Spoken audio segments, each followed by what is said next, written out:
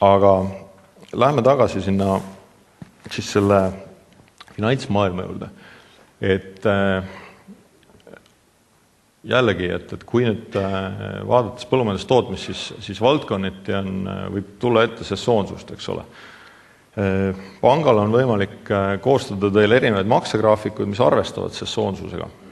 Aga arvestama peab sesoonsusel seda, et see suurendab paratamatult intressikulu. Sellepärast, et teie nii-öelda tagasimaksed ajatatakse mingi konkreetse perioodi peale. Ja teil on kogu aeg tegelikult see laenujääk on nagu selle võrra püsti ja siis see rahakulu, ehk see intress sisuliselt nii-öelda kogu aeg on vaja nagu maksta, eks ole. Et mis siis, et on maksepuhkus, aga kui see maksepuhkus alt nüüd see suur osamakse tuleb, siis teie intressikulu on selle võrra suurem. Võrreldes sellega, kui te oleksite igakuiselt teinud makseid, eks ole. See on lihtsalt üks asi, millega nagu arvestada ja sellega aga minnakse aeg-ajalt alt. Loomulikult, mis väljund hinda puudutab, siis ongi nüüd teie toodangu hinda, eks ole, siis siin on väga suur osa, et palju te fikseerite, palju te jätate lahti, eks ole. Selle ma jätan küll täiesti nagu iga ühe enda otsustada, et siin mingit soovitust anda on väga raske. Siis tulles tagasi selle maksegraafikute juurde, mis siis vahel osutuvad nii-öelda kitsaskohaks, siis võib-olla siin on, kuidas seda siis katta niimoodi, et seda sesoonselt ei peaks siis nagu maksma, eks ole. Mõistlik on omada likviidsuspuhvrit.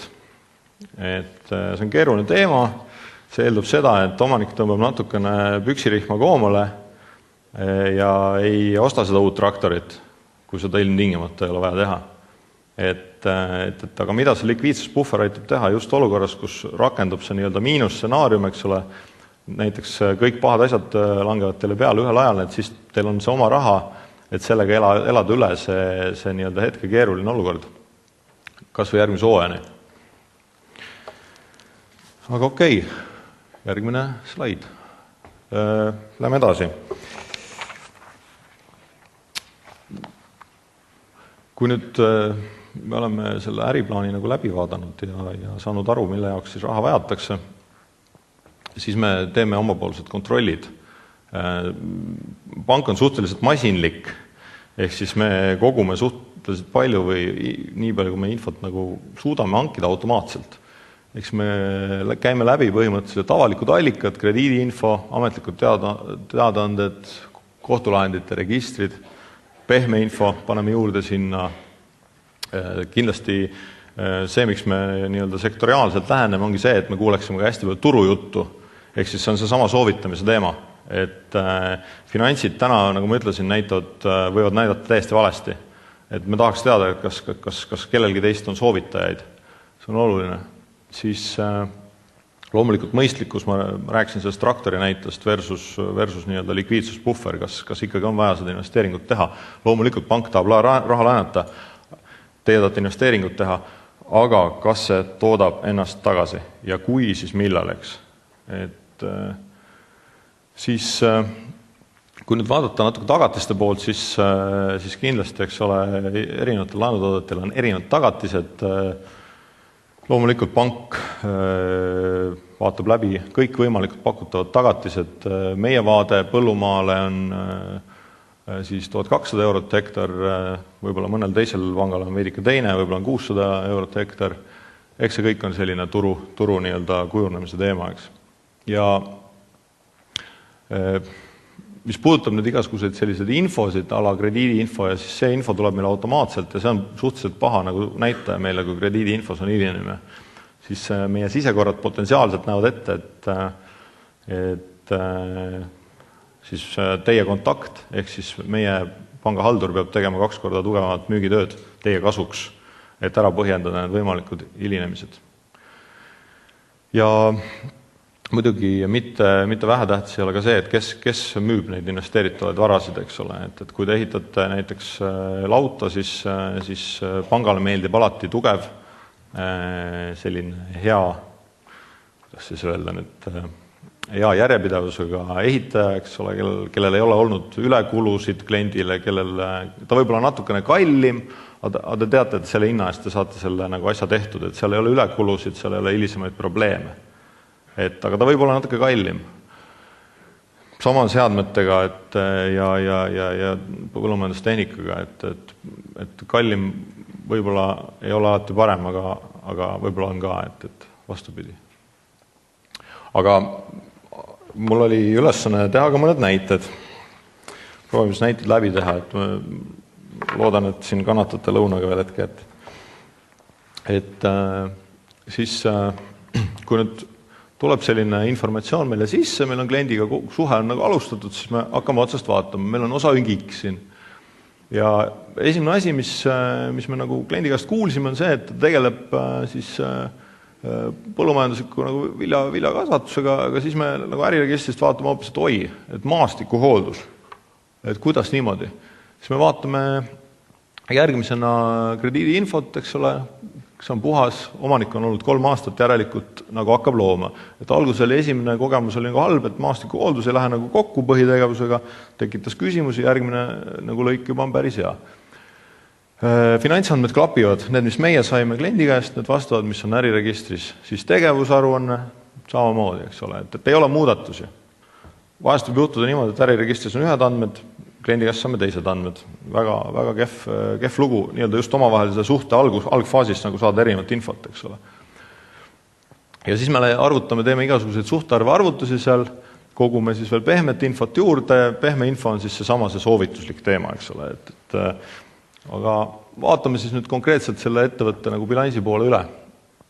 See on siis nüüd tegevusaruanne ja me näeme, et ettevõttel siis on nii-öelda müügikäive on siis 4 miljonit, brutokasum 770 000 circa 2009 majandusaastal ja tegelikult siin on kirjas, et siis plaan on siis keskenduda järjest enam nii-öelda põllumajandusliku tootmisega. Et nüüd huvitav ongi see, et siin on juba 2008 aasta, aga siin me räägime 2009 aasta, need on kopeeritud andmed, me ei ole midagi muutnud siin. Et siin on tegelikult kohe nagu mittevastavus, et tegelikult tahaks tegelikult teada just mis nii-öelda siis 2009 aastal toimus, et see, et 2008 on nagu välja toodud, on väga hea. Aga, ja nüüd jällegi, pank loeb seda ja pangal tekivad küsimused. Kuna meil on ajasurve, siis ruttan edasi. Põhimõtteliselt nüüd üks järgmine küsimus, mis siin tekib, siis on ikkagi, et eesmärgid järgmiseks majandusaastaks. Siinkohal me tõesti vaatame seda, et see, mis me kuulsime, see oleks ka siin kirjas. Teeme väikse võrdluse. Siit on selgelt näha, et plaanitakse võtta juurde nii maad, kui plaanitakse juurde võtta masinaid. Nüüd tekibki küsimus, et kuidas, eks ole. Et ilmselt masinad siis liisinguga ja nii-öelda maa siis tegelikult pank tahaks teada, kas te rendite või te ostate ja mismoodi see, kas see siis on mingi investeerimislaen või kuidas me seda teeme. Mis siis finantsidega toimub? Finantsidega need vist taha ritta ei ole üldse näha, aga ma siis katsun pigem rääkida. Finantsidega on selline lugu, et teeme põhimõtteliselt 3 sellist võib-olla kõige levinumat analüüsi, et üks on trendi analüüs. Et mida me trendide all mõistame, on see, et me vaatame aasta-aastast, eks ole, siin paremas tulbas on 2008, vasakul on 2009, me jälgime kas kasvu või kahanemist. Eks ole, kui me räägime käibevarast siin varadel, siis siin kasv on selge nii-öelda positiivne trend, eks ole.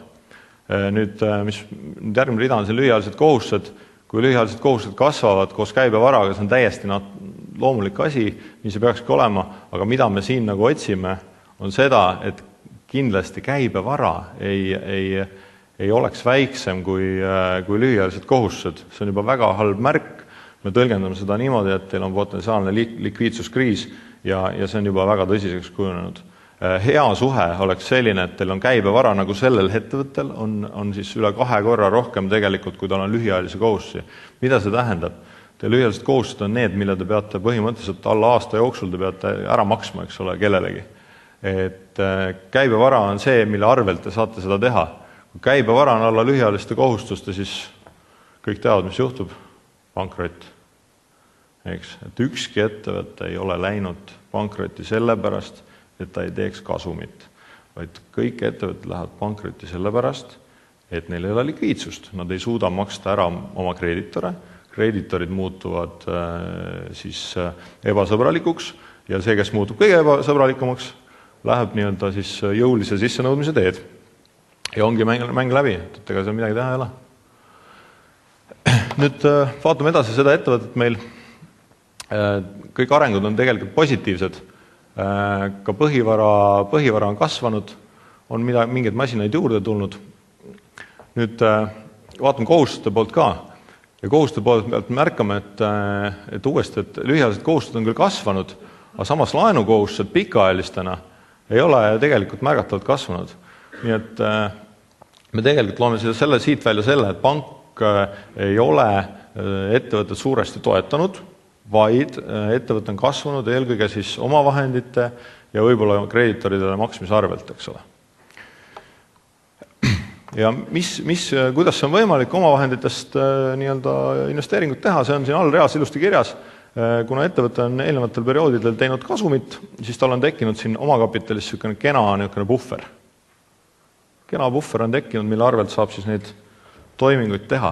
Ja kui nüüd selline ettevõte tuleks meile panka, kui me oleme kõik need read läbi käinud, siis ma ütlen otsa välja, et me oleks väga huvitatud sellise kliendi finantseerimisest.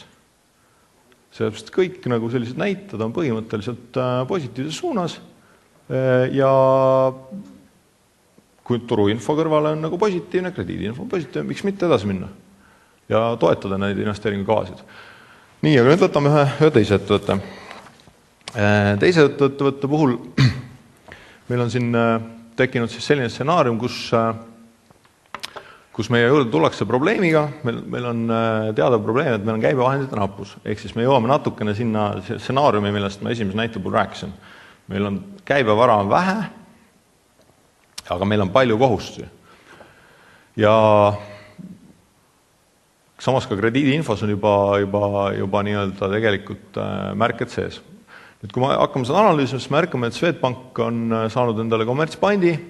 Olukorras, kus krediidiinfos on juba märked, siis tegelikult ega seal teisel nii-öelda pangal, kellega nüüd läbirääkimise alustatakse, sisuliselt tekib kohe arutelu, kas oleks võimalik omandada see kommertspant, eks ole, nii-öelda üle tuua, et saada mingisugunegi tagatis. Samas nüüd, kui me analüüsime seda nii-öelda kohustuse poolt, me märkame, et ettevõtet on finantseeritud ainult lühiajalise rahaga. Ehk siis põhimõtteliselt on miski pärast mindud seda teed, et kogu aeg on võttes uut raha peale, lühiajalist, on hakatud katma sellega siis teisi lühiajalisi kohustusi. Et näiteks maksta ühel hankijal ära, selleks võetakse teiselt hankijalt täiendavalt raha ja minnakse puhtalt lühiajalist teed. Ja huvitav on see, et pank ei ole nagu andnud soovitusi, et mängite ennast nii-öelda nurka. Et siin oleks nüüd panga asi nüüd tegelikult kohe tulla ja öelda, et haloo, et me ei saa niimoodi edasi minna. Et me peame võtma mingi osa teie kohustustest ja struktureerima selle pikaks. Mis see tähendab? Võtame selle aastase nii-öelda lühiajalise laenu, me teeme ta pikaks, tõmbame 4-5 aasta peale. Nii-öelda graafiku laiali ja makse hakkab hajuma, eks ole. Aga seda saab teha ainult pank, kellel on mingisugune tagatis. Et siin võib tuua lisatagatisi, eks ole, võimalikud variandid.